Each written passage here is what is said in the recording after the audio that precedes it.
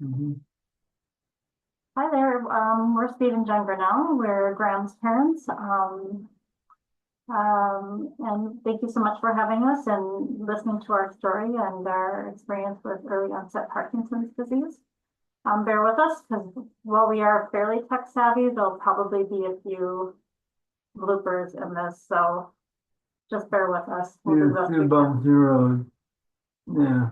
Um, I'll start by talking about how I know something was wrong. I used to coach soccer team for about 7 years or so, and you can see him here. He's a goalie for our team. He played in high school too. He's a good-looking guy.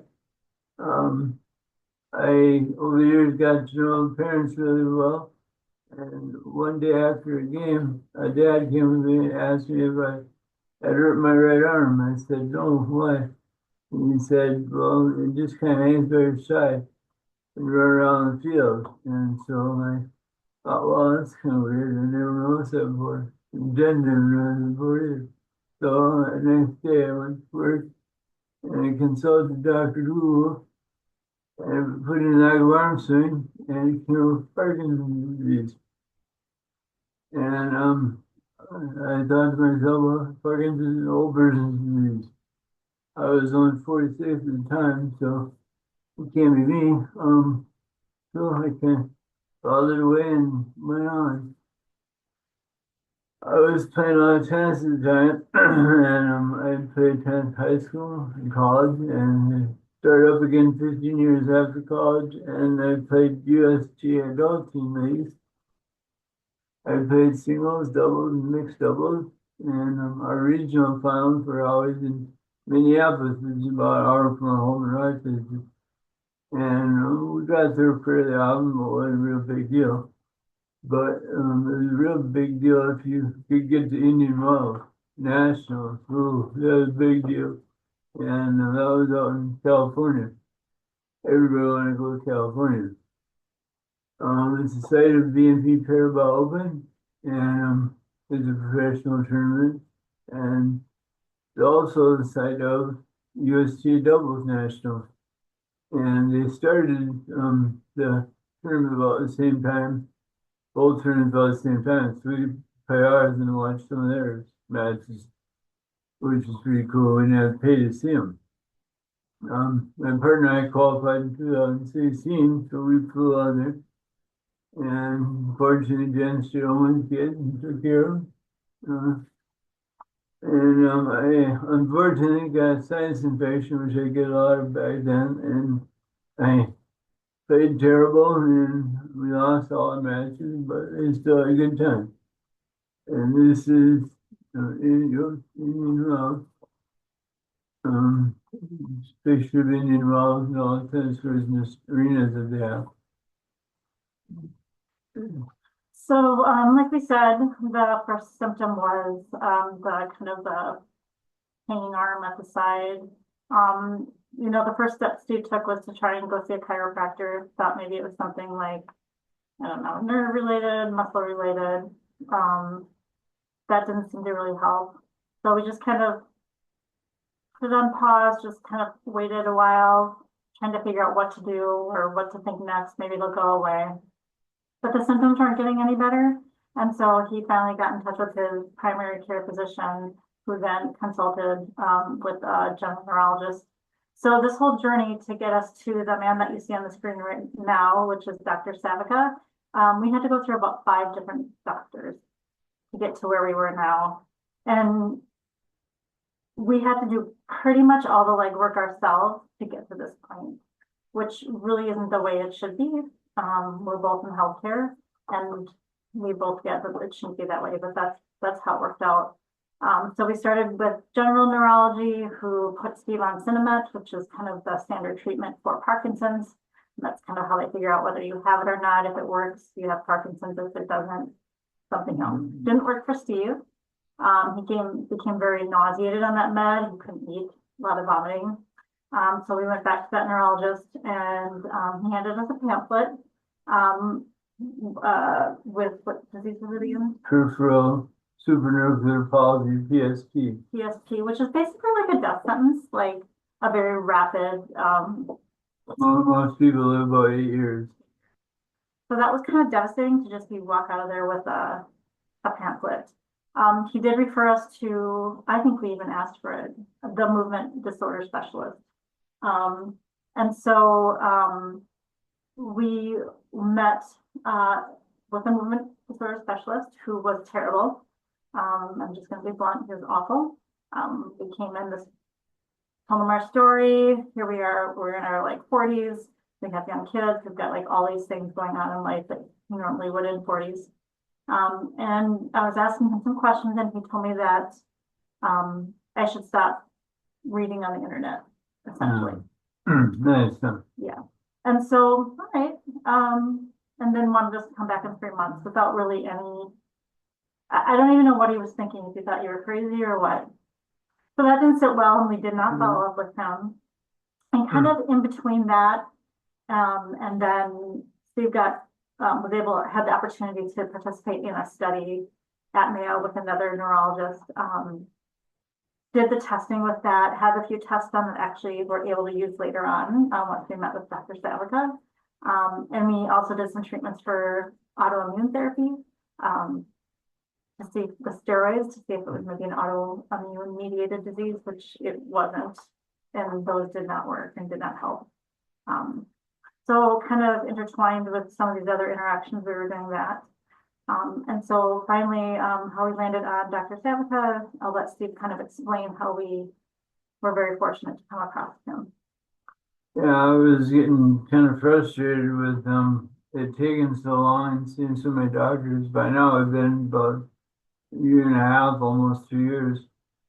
And so I decided to call a friend of mine, and not a friend of mine, but somebody I knew in research, and asked about Parkinson research, and he referred me to a guy down in Florida at our campus in Florida, Mayo's campus, and so I called him, and he referred me back to Rochester to Dr. Salica, and so I sent him an email, figured I'd hear back from him in a week or two.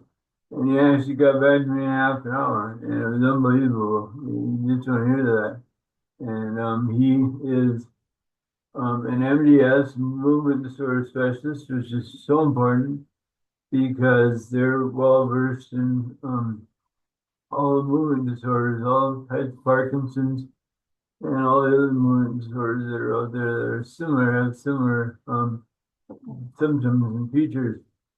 And he's also very, very well versed on young onset Parkinson's, early onset Parkinson's, they're baseball. And That's actually his passion. yeah, it's the passion. He wants to open a clinic for early onset at Mayo. And so I went in and saw him about 2 weeks later, and he diagnosed me with young onset Parkinson. And the difference between young onset and regular Parkinson is that with young onset, we're typically 55 and younger, and regular Parkinson, 55 and older, so 60, 70, 80. And regular Parkinson's patients, older patients, do well in Cinnamon, and they don't typically have to take a lot. I take a lot. I take 300 milligrams every 2 hours, and so in simple terms, like maybe an older adult would take one pill 4 times a day. And you take how many pills? Three pills every 2 hours. Every 2 hours. Sometimes more. And we'll talk a little bit about that later. But so we also, so they do veterans limit, and our young onset patients, we have young kids usually. We're working, we have mortgage pay or bills pay. We're stressed, and stress is horrible for us, really horrible for us, terrible. And so, anyway, it's much different being a young onset patient than being a regular patient and not having a lot of responsibility. And so, what are some of the treatments we tried? Oh, okay. So lots of treatments. We'll list them all here. will say the one really, another really, not one, another really amazing thing about Dr. Savica is he's always got something up his sleeve and he's always giving us hope, which is so important when you're dealing with something like this. So like we said, gold standard Cinnamon was the first thing we tried. He didn't tolerate it in the beginning. Then we switched to Rotari, which is an actual extended release form of Cinnamon.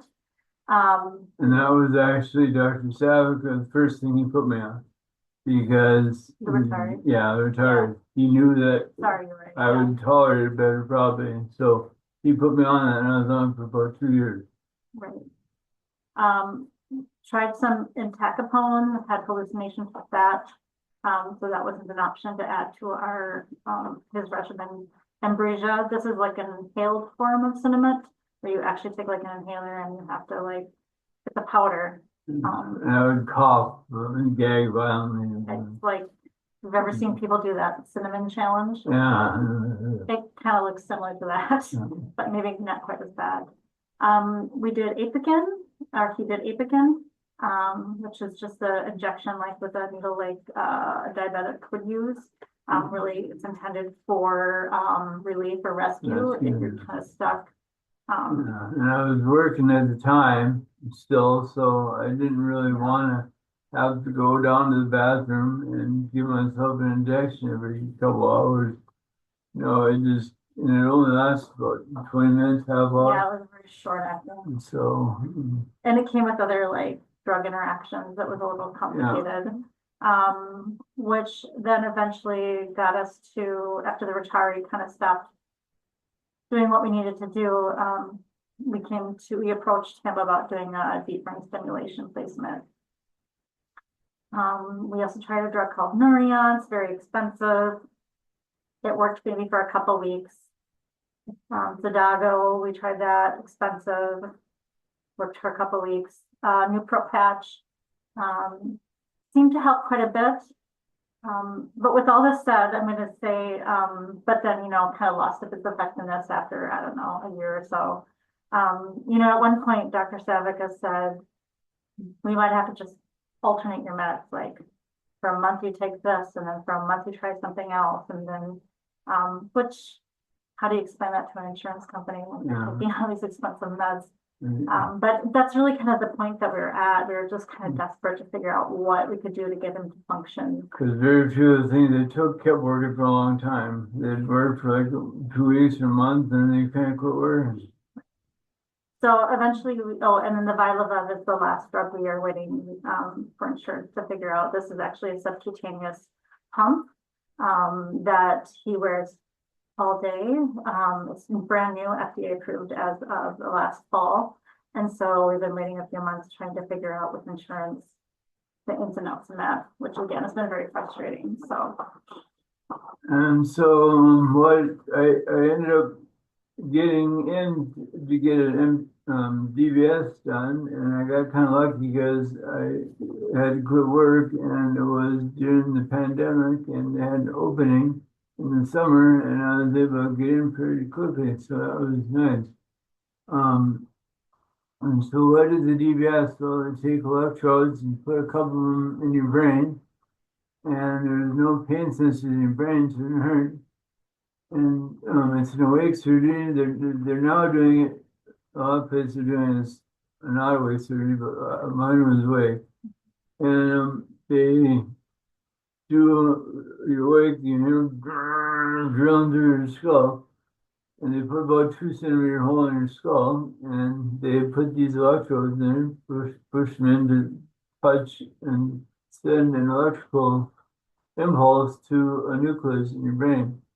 And the first one they send you, so the wire, the batteries in your chest, right over your breast, and it sends a signal of the wire to the lead and down to the electrode. One quick note, so the symptoms you're having at the time with the DBS, why we went to the DBS? Mainly tremor.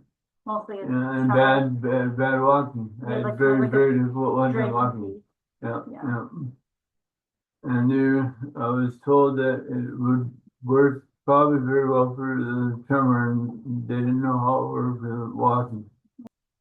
Word and it got rid of my tremor, and it didn't get rid of it didn't help me walk, and so I had a very hard time walking still, and I kind of judged my self-worth by now whether or not I could walk my dog, and I really was having a hard time with it, so I got really depressed, and I was having a really hard time walking my dog, and I fortunately got on meds from Dr. Sabo because it pulled me out of it. It was really, really bad. I was at a point where I didn't trust myself, and that was scary. So, Yeah, we can talk a little bit yeah. about that later, kind of like, or the effects on all of us, so, Yeah. very sure. So we had, I was struggling with this, and so we saw the doctors again. And the doctor said, well, we basically give you a choice to have another DBS, so dual pump. Dual pump delivers sediment into your intestines and bypass your stomach. So we'll talk a little bit more about that later. So as a side note, with the deep brain stimulator treatment, one of the worst side effects is the speech. And it's really, you do the best you can, you do speech therapy with this online program, but it was a trade-off, do you want to have a tremor or do you want to be able to talk better? And so, so many of these things that we went through the different settings, we kind of had to figure out what to deal with and what to trade out. Yeah. And so we decided to do a second DBS. I didn't want to deal with the dual pump, I didn't want to deal with cleaning a site where it connected to me and all that kind of stuff. And so we just decided to do a second one. And in the second one, they put the leads into a nucleus called the globus pallidus. And the globus pallidus is kind of a rescue area. It's known as a rescue area. And it, after a lot of programming time and effort, it helped me with my walk quite a bit. And that was really important.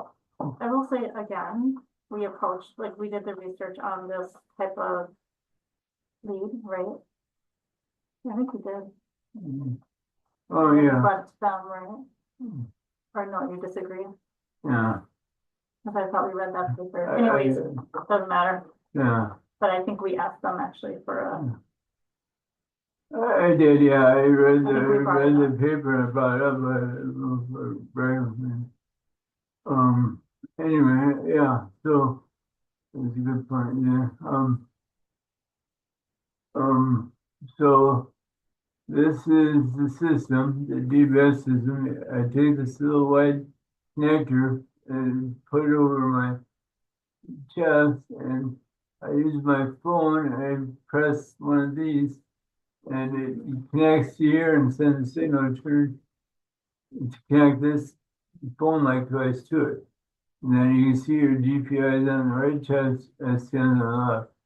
And so the GPI controls it on my left side of my body, and the STN controls it on the right side. And you can probably see I got a little bit of a tremor right now. And that is in my GPI probe would help it. If I turned it up, it might give it a tremor, but then it might give me a headache and make me lightheaded. So I have to come up with a kind of a compromise. Yeah, it's not a problem. I run into this come up with a word. Oh yeah, so this is just a picture of my skull at first. So I drove about a 2 centimeter hole in here, and then they cover it and they don't put anything in there. They just let it heal.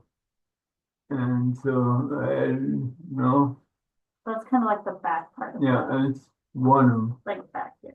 I had another one over here, and then I had two more again later on. Did two more.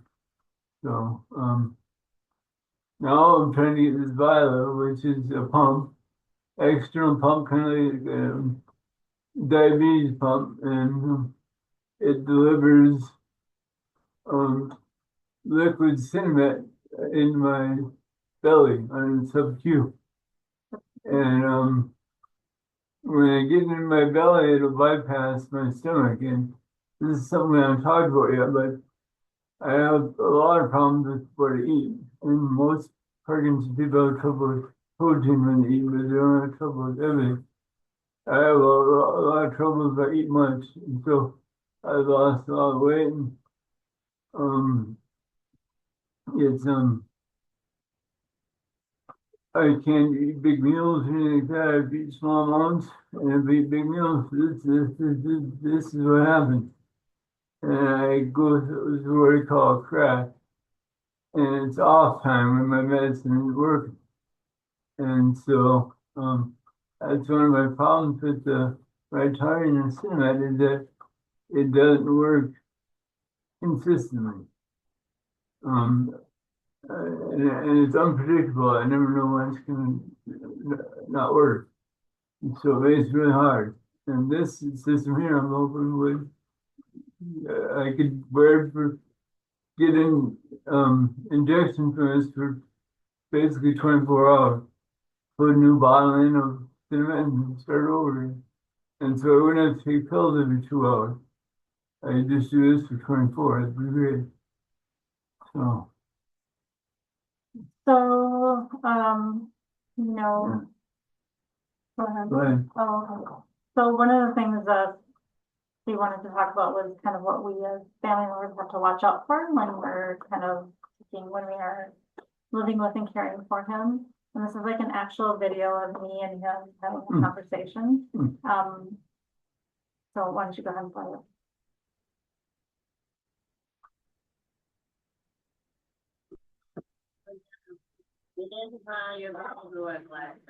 Oh, that darn people. Wouldn't it be easier if it all just flew away?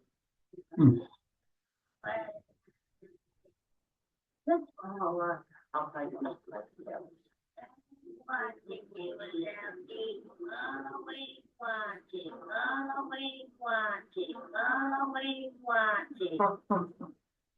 Yeah, I always watching. Yeah, always watching. So it's kind of true though, from things like meds, like sometimes he'll forget to order his meds. We had a crisis one night where he was completely out of his blood pressure meds. Dad had ordered them. It's long story short, he ends up in the ER and I realized he never got his meds and he never started them. So he'd been off them for I don't know how many weeks and his blood pressure was like what? 200 over 100 something. And he had a headache. So always watching is kind of the joke we have in our house. And of course, she was at work that night. I was. So Griffin was home taking care of me visiting. Griffin took you to the ER and I met you there. So that's just the running joke in our house. But I'm always watching when he tries. He can't get away with much. So this is I'll talk a little bit more about kind of some of my symptoms. So you can see that my right shoulder is way lower than my left. It tends to drop. And it's hard to keep it even. And my neck gets really, really tight. My jaw gets really tight, and all my muscles kind of get tight. And so it's hard to walk. It's hard to move. And it's hard to talk. And so, in that situation, basically, I end up on the couch. I watch TV and, could take 2 or 3, 4, 5 hours possibly for it to go away, which is not usual for Parkinson. It's abnormal. So, most people take their cinnamon and they get better within maybe 15 or 20 minutes. You might have 20 minutes or a half hour. Most of it's a long time. And last time it's terrible. So, that's why home gets to be my safe place. And I can understand why people don't want to go anywhere.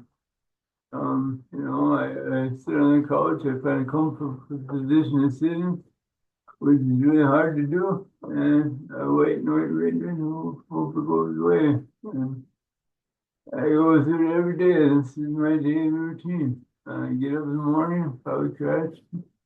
I try to get out of it. I have maybe a good 3 or 4 hours. I crash again for a while. I have a good couple hours, crash again, good couple hours, crash again. So the only thing we can really say is very predictably unpredictable. Yeah, yeah. So, we're waiting for that violence and we're waiting for our insurance to come through.